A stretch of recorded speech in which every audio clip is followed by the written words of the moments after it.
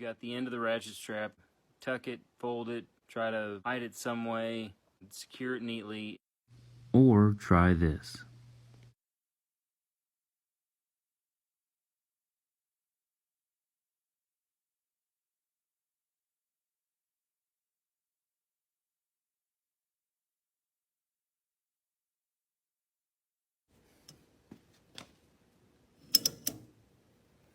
Alright, so you fold your end,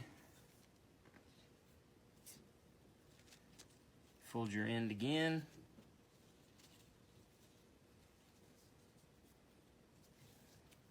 you got this piece here, take and you fold it over, you've made this loop.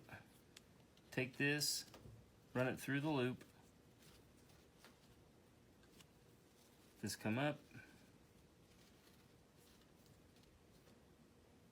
twist it towards the ratchet,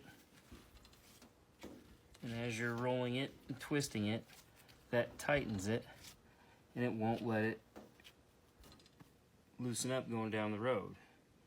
And then to undo it, twist it away from the ratchet, and then you pull it out.